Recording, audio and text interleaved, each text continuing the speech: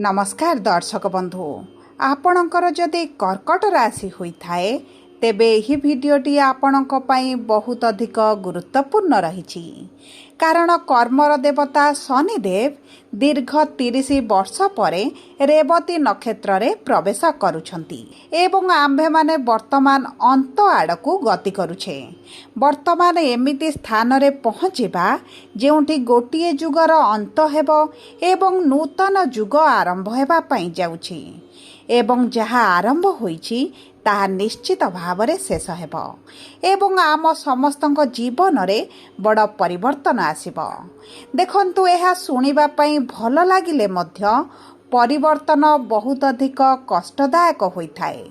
आपण गत किछि मास हेब किंबा किछि वर्ष मध्यरे निश्चित भावरे देखिथिबे किछि संपर्क आपणकर भांगी जाइछि, किछि स्वप्न किछि अभिलाष इच्छा आपणकर अधारे रहिछि एवं आपणको किछि स्थान छाड़िबा पई पड़िछि, किछि स्थान परिवर्तन होइछि।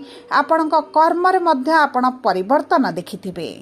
देखंतु आपण वर्तमान एमिति स्थिति रे अछंती जेउठी भाग्य सह लड़ी लड़ी आपण हारि जिबा भली अनुभव करूछंती, थकी गला भली आपण अनुभव करूछंती।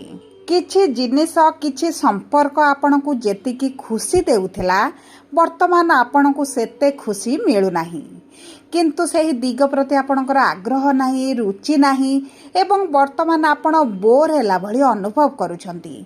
आपण जीवन रे एकांत रहिबा पई पसंद करूछंती।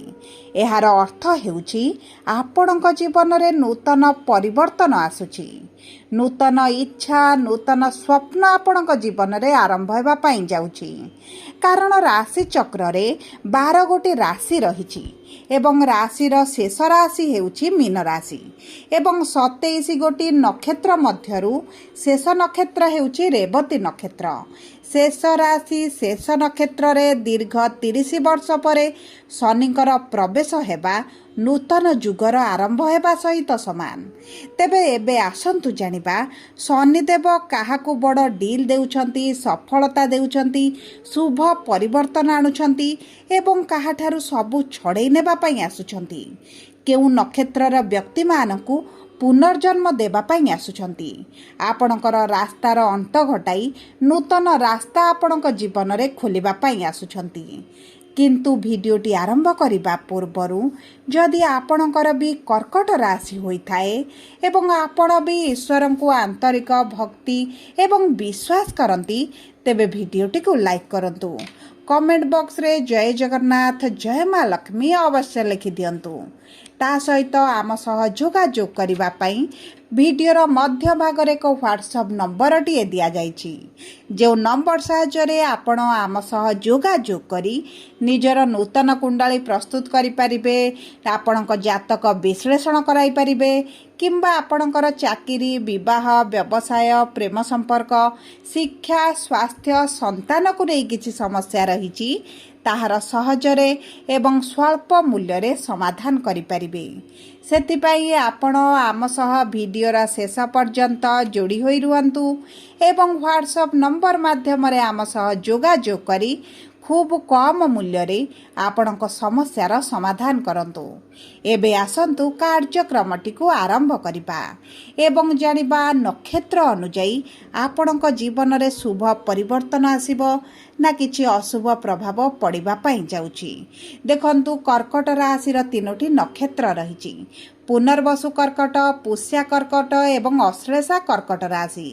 सर्वप्रथमे जानिबा पुनर्वसु कर्कट राशि बा 7/4 कर्कट राशि व्यक्ति विशेष मानकर नक्षत्राधिपति हेउछंती देवगुरु बृहस्पति विराजमान करिछंती आपणकर द्वादश भावरे। शनि आपणकर भाग्यर भावरे विराजमान करिछंती। आपणकर भाग्य वर्तमान साथ देबा आरंभ करिपो। जेउ कार्य को आपण छाड़ी देइथिले अधारे रहि जाइथिला, जेउ संपर्क आपणकर पछरे पड़ी जाइछि, आपणको मिली पारि नाही, आपणक सारु दूरेई जाइछि, दूरता बनिछि, वर्तमान आपणक भाग्य बलरे सेही सब जिनिस आपणको मिलिबा आरंभ हबो। आपणक कार्य को आपण संपूर्ण करिवे। किछि कार्य आपणकर दीर्घ दिन हला जहा पछरे रहि जाइथिला ତାହା ପୁନର୍ବାର ଆପଣ ଆରମ୍ଭ କରିପାରନ୍ତି। ଅଚାନକ ଆପଣଙ୍କର ଭ୍ୟାଲ୍ୟୁ ବଢ଼ିଯିବ। ଲୋକ ଆପଣଙ୍କୁ ମାନ ସମ୍ମାନ ବୃଦ୍ଧି କରାଇବେ। ଆପଣଙ୍କର ସମାଜରେ ମାନ ସମ୍ମାନ ପ୍ରତିଷ୍ଠାରେ ମଧ୍ୟ ବୃଦ୍ଧି ଘଟିବ। ଏବଂ ଦେଖନ୍ତୁ, ଆପଣଙ୍କର ମନରେ ବିଭିନ୍ନ ପ୍ରକାର ଚିନ୍ତା, ବିଭିନ୍ନ ପ୍ରକାର ଭାବନା ଯେଉଁ ରହୁଥିଲା, ଆପଣ ଯେଉଁ ବିଚଳିତ ରହୁଥିଲେ, ଷ୍ଟ୍ରେସ୍ରେ ରହୁଥିଲେ, ସେଥିରେ ଆପଣଙ୍କର ଧୀରେ ଧୀରେ ପରିବର୍ତ୍ତନ ଆସିବ। ମନରେ ସ୍ଥିରତା ଅନୁଭବ କରିବେ, ଶାନ୍ତି ଅନୁଭବ କରିବେ ଏବଂ ଆପଣଙ୍କ ଭିତରେ ଗୋଟେ ନମ୍ର ସ୍ୱଭାବ ମଧ୍ୟ ଦେଖାଯିବ। ଆପଣ ଧୀରେ ଧୀରେ ମ୍ୟାଚୁଅର୍ ହେବା ଆରମ୍ଭ କରିବେ। ଆପଣ ଯେଉଁ ମାୟା ପଛରେ ଧାଉଁଥିଲେ, ସେଥିରୁ ଆପଣ ବାହାରକୁ ଆସିବେ। ଦେଖନ୍ତୁ, କିଛି ବ୍ୟକ୍ତିମାନଙ୍କର ସ୍ୱପ୍ନ, କିଛି ଅଭିଳାଷ ମଧ୍ୟ ପୂରଣ ହେବା ଆରମ୍ଭ ହୋଇଯିବ। ସବୁଠାରୁ ବଡ଼ କଥା ହେଉଛି ଆପଣ ସ୍ପିରିଚୁଆଲ୍ ହେବେ, ଭକ୍ତି କରିବା ଆରମ୍ଭ କରିବେ, କିଛି ତୀର୍ଥସ୍ଥାନ ଯାତ୍ରା କରିବେ ଏବଂ ଦେଖନ୍ତୁ, ଏହା ଆପଣଙ୍କ ଜୀବନରେ ନୂତନ ପରିବର୍ତ୍ତନ ଆଣିବାରେ ଏବଂ ଶୁଭ ପରିବର୍ତ୍ତନ ଆଣିବାରେ ବହୁତ ଅଧିକ ସହାୟତା ପ୍ରଦାନ କରିବ। ଏବେ ଆସନ୍ତୁ ଜାଣିବା ପୁଷ୍ୟା କର୍କଟ ରାଶି ବା 8/4 କର୍କଟ ରାଶିର ବ୍ୟକ୍ତିବିଶେଷମାନଙ୍କର ନକ୍ଷତ୍ରାଧିପତି ହେଉଛନ୍ତି ଶନି। ଏବଂ ଶନି ଯେହେତୁ ରେବତୀ ନକ୍ଷତ୍ରରେ ପ୍ରବେଶ କରୁଛନ୍ତି, ଆପଣ ଏହି ସମୟ ମଧ୍ୟରେ ଯେଉଁ ଦ୍ୱନ୍ଦ୍ୱରେ ରହିଛନ୍ତି, ଯେଉଁ ଚିନ୍ତାରେ ରହିଛନ୍ତି, ତାହା ଆପଣଙ୍କର ଦୂର ହୋଇଯିବ। ଆପଣଙ୍କର କିଛି ବ୍ୟକ୍ତି, ସମ୍ପର୍କ, ସ୍ୱପ୍ନ, ଅଭିଳାଷ, କାର୍ଯ୍ୟ ପଛରେ ଯେଉଁ ଧାଉଁଥିଲେ, ଯାହା ଆପଣଙ୍କୁ ପୀଡ଼ା ଦେଉଥିଲା, ସେଥିରୁ ଆପଣ ବାହାରକୁ ଆସିବେ। କିଛି ଜିନିଷ ଆପଣଙ୍କ ଠାରୁ ଦୂରେଇ ଯିବ, କିଛି ସମ୍ପର୍କ ଆପଣଙ୍କର ଭାଙ୍ଗିଯିବ, କିଛି ଲୋକଙ୍କର ଅସଲ ଚେହେରା ଆପଣ ଦେଖିବେ। ଏବଂ ଦେଖନ୍ତୁ, ଯଦି ଆପଣ ମିଥ୍ୟା, ମାୟା, ପ୍ରେମ ସମ୍ପର୍କରେ ମଧ୍ୟ ରହିଥିଲେ, ସେଥିରେ ଆପଣଙ୍କୁ ସତ୍ୟତା ନିଶ୍ଚିତ ଭାବରେ ଜଣାପଡ଼ିବ। ଆପଣଙ୍କର କିଛି ସମ୍ପର୍କ ଦୁଃଖ ଦେଇପାରେ, କିନ୍ତୁ ଆପଣ ସେହି ବିପରୀତ ପରିସ୍ଥିତିରୁ ଆପଣ ନିଶ୍ଚିତ ଭାବରେ ବାହାରକୁ ଆସିବେ। ଆପଣଙ୍କ ଜୀବନରେ ନୂତନ ହବି ଆପଣଙ୍କର ଆରମ୍ଭ କରିବେ।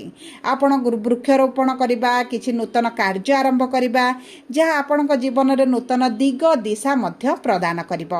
ଏହି ସମୟ ମଧ୍ୟରେ ଆପଣଙ୍କ ମାତାଙ୍କ ସ୍ୱାସ୍ଥ୍ୟ ଏବଂ ପିତାଙ୍କ ସ୍ୱାସ୍ଥ୍ୟକୁ ଟିକେ ଅଧିକ ଧ୍ୟାନ ଦେବାକୁ ପଡ଼ିବ। ନଚେତ୍ ଆପଣଙ୍କ ପିତାମାତାଙ୍କ ସ୍ୱାସ୍ଥ୍ୟରେ ମଧ୍ୟ କିଛିଟା ସମସ୍ୟା ଦେଖାଦେଇପାରେ। ଏବଂ ଯଦି ଆପଣ ପୂର୍ବରୁ ବିଦେଶରେ ରହୁଥିଲେ, ତେବେ ଆପଣଙ୍କ ବୈଦେଶିକ ଲାଇଫ୍ରେ ମଧ୍ୟ କିଛିଟା ସମସ୍ୟା ଆପଣ ଦେଖିପାରନ୍ତି। ଯଦି ଆପଣ ବିବାହିତ ଅଛନ୍ତି, ବୈବାହିକ ସମ୍ପର୍କରେ ମଧ୍ୟ କିଛିଟା ସମସ୍ୟା ଆସିପାରେ। ଏହି ସମୟ ମଧ୍ୟରେ ଆପଣଙ୍କ ସମ୍ପର୍କକୁ ଟିକେ ଅଧିକ ଧ୍ୟାନ ଦେବାକୁ ପଡ଼ିବ, ନଚେତ୍ କିଛି ସମ୍ପର୍କ ଆପଣଙ୍କର ଭାଙ୍ଗିପାରେ। ଦେଖନ୍ତୁ, ଅକ୍ଟୋବର ମାସ ପରଠାରୁ କିନ୍ତୁ ଆପଣଙ୍କ ଜୀବନରେ ଖୁସି ନିଶ୍ଚିତ ଭାବରେ ଫେରିବ।